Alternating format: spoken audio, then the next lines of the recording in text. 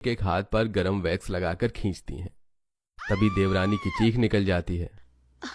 दीदी, हाय राम, ये खूबसूरती की सजा है या जुल्म है? चुपचाप बैठी रहो, अभी बहुत काम बाकी है। गाइस, मेरे बस की बात नहीं है, मैं डॉली को भेज रही हूँ, आप सब कुछ करवा देना इनका। ऐसा कहकर वंशिका चली जाती है और उनके घर का पर्सनल पार्लर का काम करने वाली डॉली को भेज देती है। वो फटाफट से उसका फेशियल वगैरह करती है और हाथ पैरों का मेडिक्योर पेडिक्योर भी हो जाता है। 2-3 घंटे बाद मीरा खुद को शीशे में देखती है। अरे वाह, पहली बार लग रहा है जैसे मैं भी कभी किसी फिल्म की हीरोइन हूँ। यकीन नहीं होता मैं इतनी सुंदर लग सकती हूँ। जेठानी जी, मेरे बाल भी थोड़े अच्छे स्टाइल से बना सकते हैं ना? बस भी करो, माँ जी की वजह से ब्यूटी ट्रीटमेंट क्या मिल गया, इसका मतलब ये नहीं कि तुम यहीं बैठी रहोगी। जाओ जाके खाने की तैयारी करो।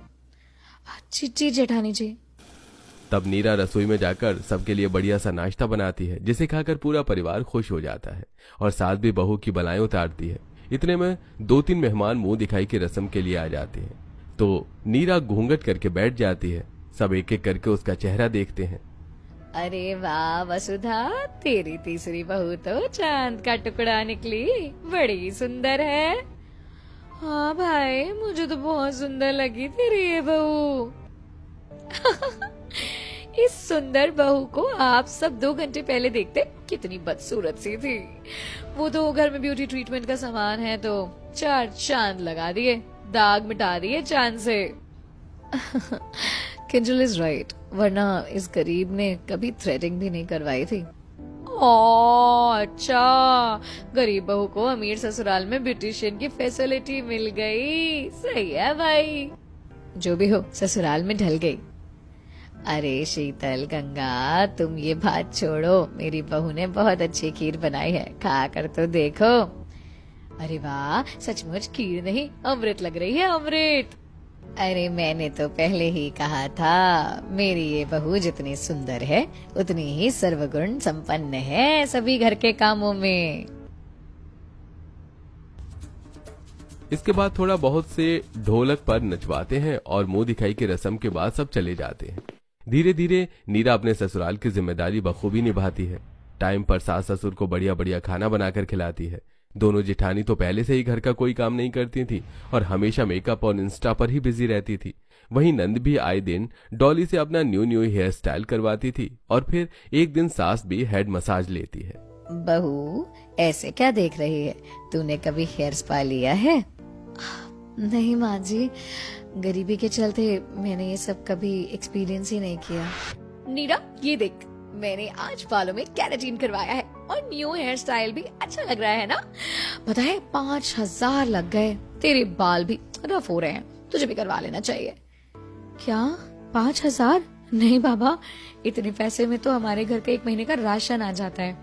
गरीब लड़की सिर्फ बालों के ऊपर इतने ही पैसे तो खर्च नहीं कर सकती है, और वैसे भी ब्यूटी पार्लर में जाएंगे तो 1,000 क्या लाखों रुपए का खर्चा हो जाएगा। आजकल बहुत कुछ आ गया है मार्केट में। हाँ हाँ, जैसे कि लिप फिलर, बोटॉक्स, बहुत कुछ, पर तेरे जैसे गरीब ये बातें क्यों ही करेगा, छोड़ो ये सब। उस टाइम मुझे अपनी ही फ्रेंड की ये बातों का बहुत बुरा लगा था, पर अब तो मेरे अमीर ससुराल में सब कुछ है, मैं फ्री में करवा सकती हूँ। डाले, मेरी बहू के बाल बहुत सुंदर से बना दे, अच्छी हेयर स्टाइलिंग भी। बहू बोल, जो चाहिए वो। जी मैडम, हो जाएगा। तब वसुधा चली जाती है और नीरा चेयर पर बैठकर हेड मसाज लेती है, जिससे वो सो जाती है और उसके सोते सोते ही डॉली बालों में शैम्पू कर देती है। तब दोनों जेठानी आकर, ओहो, जरा इस गरीब गंवार को तो देखो, कितना महंगा हेयर स्पा ट्रीटमेंट ले रही है और सो भी गई बंदी। ओ मैडम, उठ जाओ, घर के काम भी करने हैं। जी दीदी, माँ जी ने बोला कि हेयर स्पा करवाने के बाद काम करना। ठीक है, उसके बाद डॉली हम दोनों के ऊपर लिप बना देगी। ओके जी मैम। फिर नीरा खुद को नए हेयर कट में देख काफी कॉन्फिडेंट हो जाती है। वाओ, मेरे बाल तो पहले से भी ज्यादा बहुत सॉफ्ट हो गए हैं, कितनी सुंदर लग रही हूँ मैं। Thank you Dolly. Welcome ma'am. फिर नीरा सास को अपना हेयर कट दिखाने जाती है। वाह बहू, तू तो सुंदर लग रही है। तो इन सब चीजों में नहीं है, इसीलिए मैंने सोचा कि तू ये सब करवा ले। अच्छा, आज घर पर तेरी बुआ चाची तुझसे मिलने आ रही हैं। अच्छे से खाने की तैयारी कर देना और खुद भी तैयार हो जाना। जी माँ जी। ऐसा कहकर नीरा रसोई में जाकर मटर पुलाव, आलू पूरी, कचौरी, सीताफल की सब्जी, रायता इत्यादि तैयार कर देती है। फिर जेठानी के पास जाती है, जहाँ दोनों रील बनाती हैं। सैया जरा छलक ले, आके मसाले पट ले, तेरा जहर है ये, इससे ना कर छेड़खानी। नाइट की नौरी कहानी, ये हलकट जवानी, ये हलकट जवानी, ये हलकट जवानी, ये हलकट जवानी, मेरी हलकट जवानी। वो माँ जी ने बोला घर पर गेस्ट आने वाले हैं, मुझे मेकअप करना नहीं आता, क्या आप तैयार कर दोगे? ये देखकर दोनों एक दूसरे को आंख मारती हैं और उसे बेड पर बिठाकर उसकी अतरंगी बंदरिया जैसा मेकअप करती हैं। नीरा फिक्र मत करना, हमें मेकअप करने का बहुत एक्सपीरियंस है और मोनिका जेठानी जी तो मेकअप आर्टिस्ट हैं। बस तुम शीशे में खुद को मत देखना, ऐसे ही खाना परोसने चली जाना। देखना तुम इतनी सुंदर लग रही होगी कि सब देखते ही तारीफ कर देंगे। ठीक है जेठानी जी। कुछ ही देर में दोनों जेठानी उसका जोकर जैसा मेकअप करके उसे भेज देती हैं और मासूम नीरा भी रसोई से सारा बना हुआ खाना लाकर मेहमानों को परोस देती है। उसकी शक्ल देखते ही बुआ चाची हंसने लगती हैं और साइड खड़ी जेठानियां भी। अरे वसुधा, ये तेरी बहू है कि कोई चौकरनी? हाँ, अरे माना के घर में मेकअप करने की बहुत फैसिलिटी है, पर इतना मेकअप करके हमें खाना परोसने की क्या जरूरत? अब हम हंसे या खाना खाएं? बहू ये।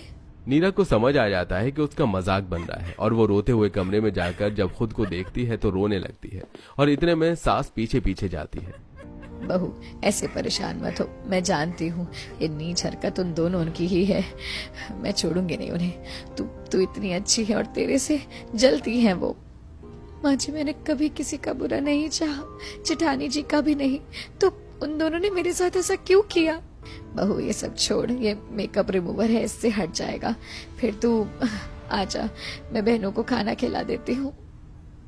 तब नीरा अपना मेकअप हटा लेती है और अच्छे से तैयार होकर बाहर आ जाती है।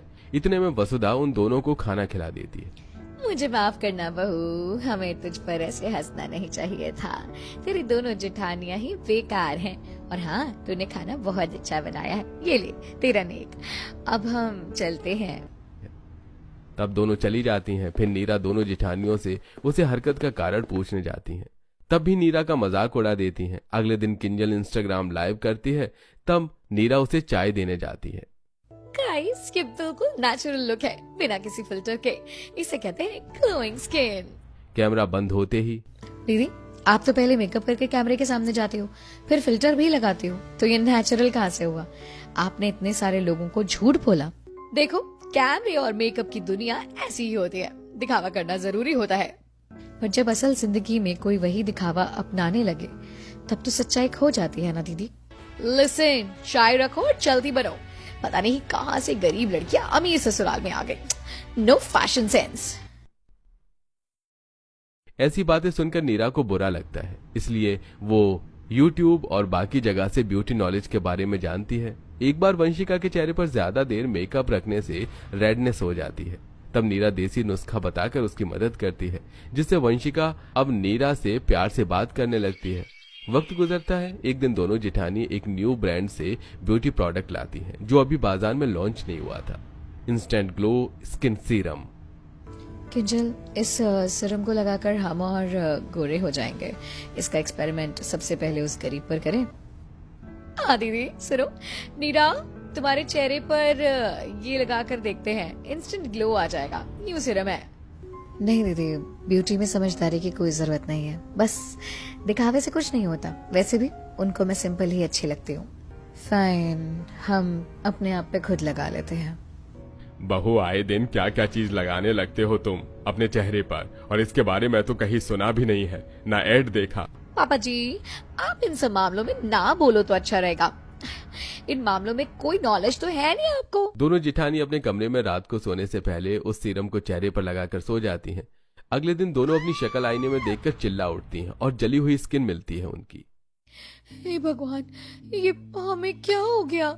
दीदी, हमारा चेहरा तो बिगड़ गया है। ये सीरम था या तेजाब? कितना लाल हो गया है।